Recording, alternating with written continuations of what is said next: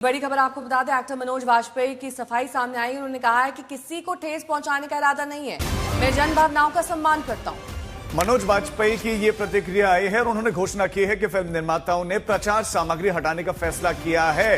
ये एक बड़ा अपडेट इसमें आपको दे दें कि जो भी प्रमोशनल चीजें चल रही हैं, प्रचार सामग्री हटाने का फैसला लिया है।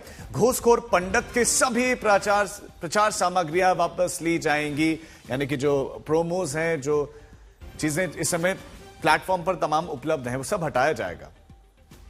इस बीच घूसखोर पंडित के फिल्म मेकर नीरज पांडे का आधिकारिक बयान सामने आ चुका है। उन्होंने कहा कि हमारी फिल्म एक काल्पनिक पुलिस ड्रामा है। पंडित शब्द का प्रयोग केवल एक काल्पनिक पात्र के लिए बोलचाल के नाम के रूप में किया गया है।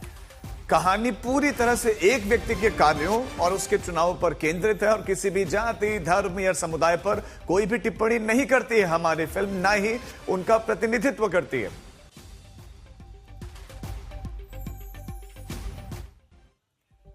तो ये स्टेटमेंट आई है नीरज पांडे जो कि निर्देशक हैं, और साथ साथ में मनोज वाजपेयी की भी प्रतिक्रिया आई है। संतोष शर्मा मेरे सहयोगी जुड़ गए हैं तमाम जानकारी के साथ। संतोष, एफआईआर तो दर्ज हो गई, लेकिन कुछ कार्रवाई संभव है? क्योंकि अब तो फिल्म मेकर्स, उनके एक्टर्स सब सफाई दे रहे हैं कि काल्पनिक पात्रों के लिए इस्तेमाल शब्द है, इसका वास्तविक जीवन से कोई लेना देना नहीं है। देखिए, एफआईआर दर्ज होने का मतलब कि कानूनी प्रक्रिया शुरू हो चुकी है और एफआईआर दर्ज होने के बाद अब इस पूरे मामले में जांच की जाएगी। जांच से पहले जो इस घूसखोर पंडित जो ओटीटी प्लेटफॉर्म पर सीरीज आ रही है, उसके निर्माता नीरज पांडे और मनोज वाजपेयी, सभी को जो जांच अधिकारी है वो नोटिस देगा कि आखिर इसके पीछे बनाने की मंशा क्या है और इसमें जो चीजें रखी गई हैं जिसको लेकर के जगह जगह प्रदर्शन किए जा रहे हैं। ब्राह्मण समाज नाराज है, समाज में वैमनस्य फैला हुआ है, समाज का सौहार्द बिगड़ा हुआ है। तो ये तमाम आरोप जो एफआईआर में है उस पर उनसे जवाब मांगा जाएगा।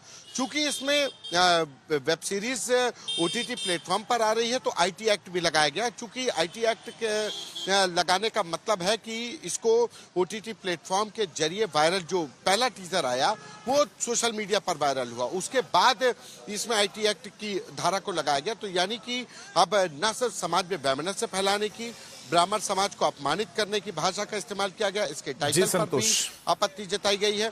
तो ये तमाम तथ्यों के साथ जो इसके कैरेक्टर्स हैं उनसे स्पष्टीकरण मांगा जाएगा, उनको नोटिस दिया जाएगा, उसके बाद कार्रवाई। ठीक है संतोष, नजर बनाए रखें। फिलहाल शुक्रिया आपका इस तमाम जानकारी के लिए।